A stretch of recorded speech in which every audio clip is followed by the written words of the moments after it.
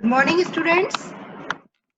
आज हम डिस्कशन करेंगे सिक्योरिटी सर्विसेज के बारे में।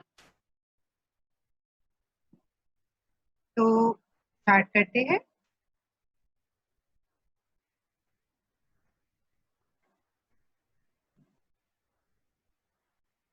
तो कंप्यूटर नेटवर्क सिक्योरिटी सर्विसेज। तो सिक्योरिटी के बारे में, कंप्यूटर नेटवर्क सिक्योरिटी के बारे में हमने लास्ट वीडियोस आपको शेयर की थी। आई होप आपको क्लियर हो गई होंगी कि क्यों हमें सिक्योरिटी की जरूरत होती है नेटवर्क में, और क्या क्या टाइप की सिक्योरिटी, क्या क्या टाइप के अटैक्स होते हैं। एक्टिव अटैक होता है, पैसिव अटैक होता है, और दोनों में क्या डिफरेंस है वो हमने लास्ट वीडियोस में आपको शेयर। तो आज डिस्कशन करेंगे कंप्यूटर नेटवर्क सिक्योरिटी में सिक्योरिटी सर्विसेज के बारे में। तो good network security service should be design to provide a right tool and best practice to anticipate, monitor and prevent any unauthorized access to access to, misuse of, and modification or theft of privileged data and resources residing on that network.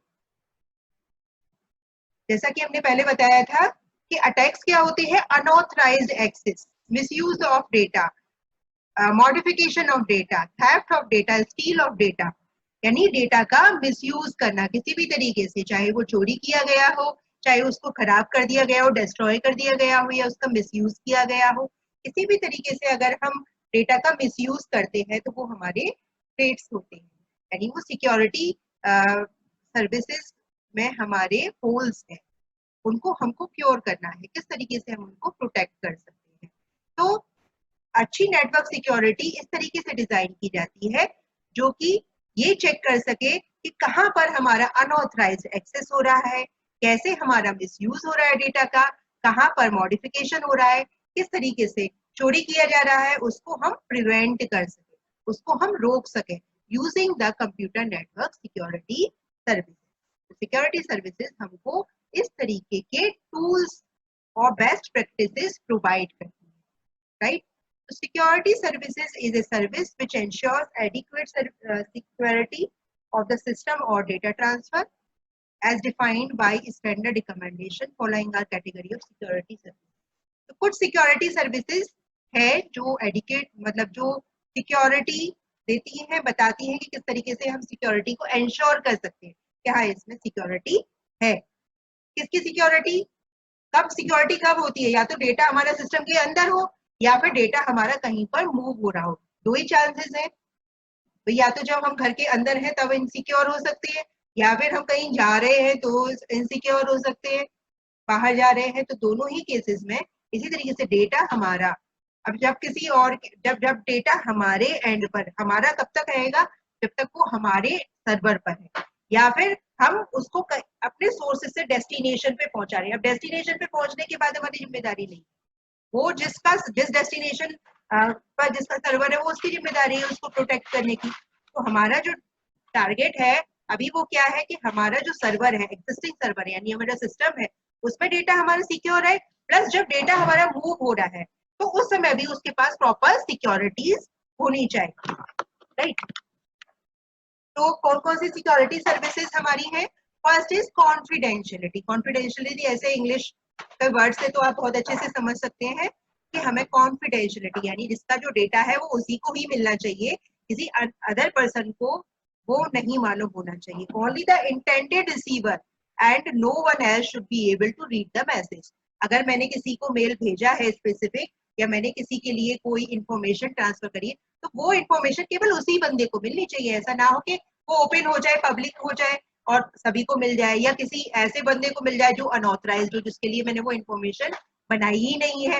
तो confidentiality इस चीज को maintain करती है कि जो information जिस receiver को पहुंचनी चाहिए वही रिसीवर को वो इंफॉर्मेशन रिसीव, किसी और के पास ना पहुंच जाए, यानी कोई बीच में कोई अटैक्स ना हो जाए। अटैक में हमने बताया था एक्टिव अटैक और पैसिव अटैक, दोनों में ही सिक्योरिटी कॉन्फिडेंशियलिटी लूज होती है क्योंकि वो किसी अनऑथराइज्ड एक्सेस के, अनऑथराइज्ड यूजर के पास ट्रांसमिट हो जाती है इंफॉर्मेशन।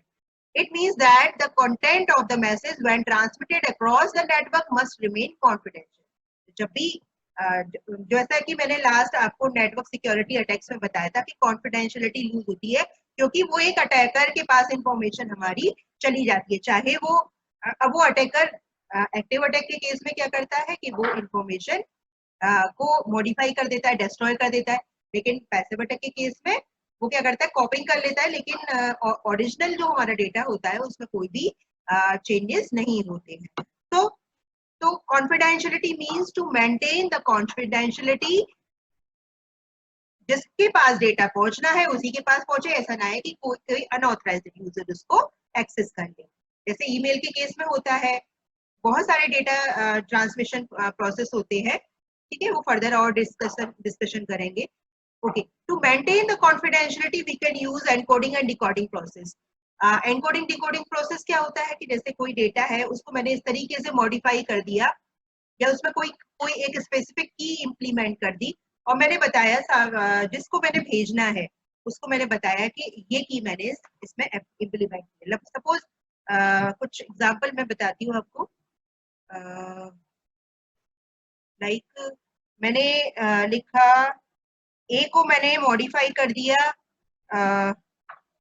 डी में, स्मॉल डी में, और मैंने बी को मॉडिफाई कर दिया के में, सी को मॉडिफाई कर दिया डब्ल्यू में, कैपिटल डब्ल्यू में, ठीक है, और डी को मॉडिफाई कर दिया एफ में। लाइक अब मेरा डेटा मेरा मूव हो रहा है, मूव करते समय मैंने ट्रांसमिट करना था तो मैंने किया A B D, A B D.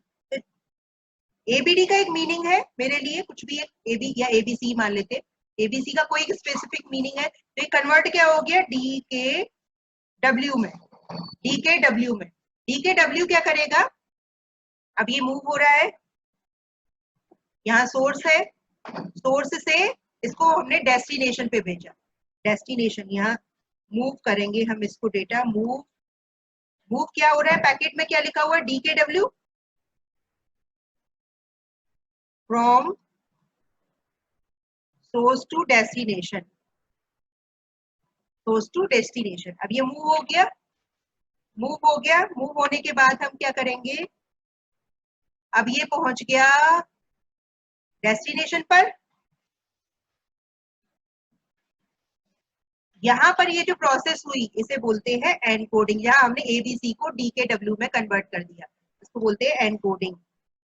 और अब यहाँ डेस्टिनेशन में पहुंच गए तो डेस्टिनेशन वाले को हमें बताना पड़ेगा कि हमने ये चीज इसमें अप्लाई करी है, ए को हम डी को हमने ए में कन्वर्ट करना है, आपको स्मॉल के को कैपिटल बी में करना है, और कैपिटल डब्ल्यू को सी में करना है, तब आपको एग्जैक्ट मैसेज रिसीव होगा, राइट। तो अब क्या करेगा, ये डेस्टिनेशन में पहुंचने के बाद क्या करेगा, इसको डिकोड करेगा, डिकोड करेगा, डिकोड प्रोसेस अप्लाई होगी, और डिकोड प्रोसेस इसको क्या करेगी, इसको फर्दर कन्वर्ट कर देगी इसमें, डिकोड करके ये वापस करेगा इसको, तो क्या मिलेगा इसको एबीसी।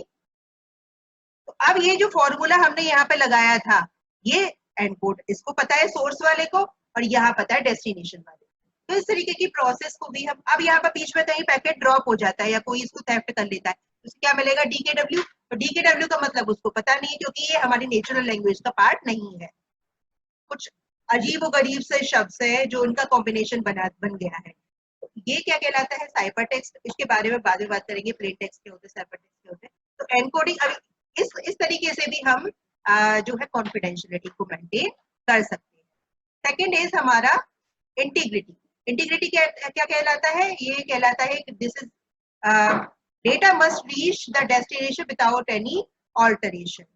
जैसा मेरा डेटा यहाँ पर है, मेरे सोर्स पे है, वैसा ही सेम डेटा मेरे डेस्टिनेशन पर पहुंचना चाहिए। तो दिस इज कॉल्ड इंटीग्रिटी। जैसा डेटा जिस तरीके का, जैसे यहाँ पर अगर हमने देखा है तो एनकोडिंग डिकोडिंग प्रोसेस हमने फॉलो किया, तो जैसा मेरा डेटा था वैसा ही हमारा डेस्टिनेशन पे पहुंचा है, तो इंटीग्रिटी भी मेंटेन हो रही है बेसिकली यहाँ पर। जैसे एक्टिव अटैक और पैसिव अटैक के केस में मैंने बताया था, तो एक्टिव अटैक के केस में क्या होता था कि जो अटैकर था वो हमारे ओरिजिनल मैसेज को टेम्पर कर देता था। तो टेम्पर करने से क्या होता था कि ओरिजिनल मैसेज हमारा डिस्ट्रॉय हो गया, और जो रिसीवर को मिला वो जो गार्बेज था या टेम्पर डेटा था वो रिसीव हुआ, तो क्या हो गया, इंटीग्रिटी फेल हुई। तो एक्टिव केस में हमारी कॉन्फिडेंशियलिटी और इंटीग्रिटी दोनों फेल होती है, लेकिन पैसिव अटैक के केस में केवल कॉन्फिडेंशियलिटी भी कॉन्फिडेंशियलिटी इफेक्ट होती है, क्योंकि वहां पर पैसिव अटैक के केस में डेटा हमारा खराब नहीं होता। तो इंटीग्रिटी इज ए रूल जो ये बताता है, एक सर्विस है जो ये बताती है कि सोर्स से जैसा डेटा निकला था वैसा ही एज इट इज हमारा डेटा डेस्टिनेशन पर पहुंचा है। तो data integrity means that the data must arrive at the receiver exactly as it was sent, जैसा कि ये भेजा गया था वैसा ही एज इट इज इसको रिसीव हुआ है। There must be no changes in the data content during the transmission, कोई भी डेटा ट्रांसमिट करते समय कोई भी डेटा में चेंजेस नहीं हुए हैं, आइदर मैलिशियस और accident in the transit. Okay, मतलब कोई भी मैलिशियस तरीके से या फिर एक्सीडेंट तरीके से कोई भी डेटा ट्रांसमिट में खराबी नहीं आई है। As there are more and more monetary exchanges over the internet, data integrity is more crucial. The data integrity must be preserved for secure communication. ठीक है, इसको समझ में आ गया होगा कि हमें मेंटेन करने चाहिए, क्योंकि हमारी जो नेटवर्किंग है, डेटा ट्रांसमिट जो हमारा होता है वो मॉनेटरी फॉर्म में भी होता है। कई सारे हम पैसे से रिलेटेड भी ट्रांजेक्शन करते हैं, ऐसा ना हो कि सोर्स से तो हमने 100 रुपए माइनस किए और डेस्टिनेशन पे पहुंच के वो 1000 रुपए हो गए, तो वहां पे क्या हो गया, टेम्परिंग हो गई। तो दिस इज वेरी इंपॉर्टेंट कि जो हमने ट्रांजेक्शन करी है इंटीग्रिटी मेंटेन करनी चाहिए, जो हमने ट्रांजेक्शन करी है वो एग्जैक्टली हमारे सोर्स से डेस्टिनेशन पर पहुंचनी चाहिए। So this is maintain by the integrity services. And third one is the authentication. Authentication भी एक सर्विस है जो मेंटेन करती है हमारी सिक्योरिटी को। ऑथेंटिकेशन जैसे कि नाम से पता चल रहा है कि ऑथेंटिकेट करना, कोई भी यूजर अगर हमारे डेटा को यूज कर रहा है तो that should be properly authenticated. Authentication कैसे मेंटेन होता है, यूजर नेम पासवर्ड से या सीक्रेट कोड से। ठीक है, so in message authentication,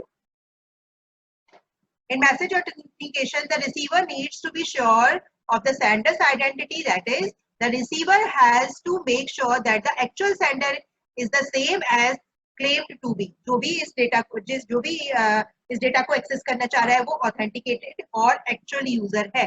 That is maintained by the authentication. There are different methods to check the genuineness of the sender. The two parties share a common secret code word.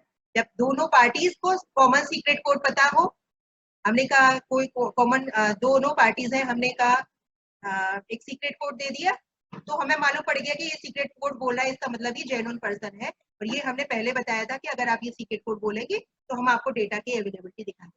ये पुराना थोड़ा तरीका हो गया। Authentication में अब digital signature, जिसमें authenticate होता है सेंडर और रिसीवर यूजर दो साइड से सिग्नेचर को वैलिडेट किया जाता है। ठीक है, तो डिजिटल सिग्नेचर्स का भी यूज किया जाता है, लॉगिन ऑथेंटिकेशन भी किए जाते हैं, टू वे ऑथेंटिकेशन भी किए जाते हैं। जैसे आप देखते हैं कि आप जब कोई ट्रांजेक्शन करते हैं तो ओटीपी आता है, तो ओटीपी से आप ऑथेंटिकेट किए जा रहे हैं कि मोबाइल एसएमएस से कि आप ही ओरिजिनल यूजर है। तो this is called the authentication. Next is non repudiation. Non repudiation means that the receiver must be able to prove that the received message has come from a specific sender. अगर मैंने कोई message भेजा है तो I can not deny कि मैंने message नहीं भेजा है। तो इसमें एक बीच में थर्ड पार्टी होती है जो वैलिडेट करती है कि ये ही सेंडर है और ये रिसीवर है। ये दोनों इस चीज को, इस ट्रांजेक्शन को डिनाई नहीं कर सकते। जैसे कि बैंक ट्रांजेक्शन में होता है, आपने अगर कोई एक्स अमाउंट किसी बाई पर्सन के एक्स, यानी कोई सपोज 100 रुपीज आपने किसी बाई पर्सन को ट्रांसमिट करे, ठीक है, तो बैंक इस चीज को वेरीफाई करती है। बैंक इस चीज का कहती है कि नहीं नहीं आपने ही भेजे हैं, किसी एक दूसरे पर्सन ने नहीं भेजे। तो बैंक के पास ये दोनों इंफॉर्मेशन होती है कि इस एक्स पर्सन से पैसा आया है और ये बाई पर्सन के लिए आया है। ठीक है, तो the sender must not deny sending A message that he और शी सेंड। तो वो डिनाई नहीं कर सकता भेजने वाले पैसा कि मैंने जो है ये पैसा नहीं भेजा है, और रिसीव करने वाला भी डिनाई नहीं कर सकता कि हाँ मेरे पास रिसीव हुआ है, क्योंकि उसके proper documentation non repudiation services के अकॉर्डिंग उसमें इंप्लीमेंट किए गए हैं। The burden of providing the identity come on the receiver. Receiver का जो बर्डन है वो कहते हैं कि रिसीवर को ही आइडेंटिफाई करना करेगा, प्रूव करना पड़ेगा कि जो है ये डेटा हमारा मैंने ही भेजा है। For example, if the customer sends a request to transfer a money from one account to another account, then the bank must have a proof that the customer has requested for the transaction. तो जैसे कि मैंने बताया है वो यहाँ पर लिखा हुआ है कि बैंक जो है वो प्रूव करती है कि इस कस्टमर ने इस कस्टमर को ये ट्रांजेक्शन किया है. Next is access control. Access control means prevention of unauthorised use of resources. जितना आपको एक्सेस का दिया गया है उतना ही आप एक्सेस कर सकते हैं. अगर सपोज 3 लेवल ऑफ कोई भी एक ईआरपी है और ईआरपी में 3 लेवल पर हमारे डॉक्यूमेंट्स 3 लेवल पर लॉगिन बने हुए हैं. एक यूजर का है, एंड यूजर का, एक एडमिन का है, एक सुपर एडमिन का है. तो जब यूजर लॉगिन करेगा तो उसको यूजर का ही पार्ट दिखाई देगा. जब एडमिन लॉगिन करेगा तो एडमिन का ही पार्ट दिखाई देगा. सुपर एडमिन लॉगिन करेगा तो वो एनालिटिक्स देख सकता है. ऐसा नहीं हो सकता कि जो एनालिटिक्स सुपर एडमिन को दिखाने को दिए गए हैं वो एंड यूजर खोल ले. ठीक है, तो वहां पर क्या होगा, एक्सेस, यहाँ पर ये एक्सेस कंट्रोल ये वेरीफाई करता है सर्विस कि आपने जो इन्फॉर्मेशन आपको देखनी है केवल वही आप इन्फॉर्मेशन देख सकते हैं. इसके अलावा आप ऑथराइज नहीं है किसी और भी पैनल को खोलने की. तो access control is a method of limiting access to a system और टू फिजिकल सिस्टम या फिर फिजिकल और वर्चुअल रिसोर्स. कोई भी रिसोर्स हो सकता है, सिस्टम हो सकता है, फिजिकल सिस्टम या वर्चुअल रिसोर्स हो सकता है. Access control is security technique that has control over who can view different aspects, what can be viewed, and who can use resources in a computing environment. एक computing environment में एक person को क्या दिखाई देगा, कितना दिखाई देगा, ठीक है, ये सब बताता है हमारा एक्सेस कंट्रोल. एक्सेस कंट्रोल के अंदर ये सारे सिस्टम होते हैं कि ये पर्सन को इतना ही ऑथराइज किया गया है तो इतना ही पार्ट ये देख सकता है. ठीक है, जैसे कि आप बैंकिंग सिस्टम में देखते हैं, आप अपना अकाउंट खोलते हैं तो आपको अपना ही अकाउंट की तो डिटेल दिखाई देती, किसी और के अकाउंट की डिटेल तो नहीं दिखाई देती ना, क्योंकि उसमें इतना ही एक्सेस कंट्रोल सर्विसेज के अकॉर्डिंग आपको व्यू करा गया है. Right, so if it is a fundamental concept of security that reduces risk to the business or activity. जितना पार्ट इसको आपको देखना है उतना ही आपको पार्ट दिखाया जाए, that is the part of access control. Thank you so much. Continue करेंगे कल, इसको अच्छे से स्टडी करिए.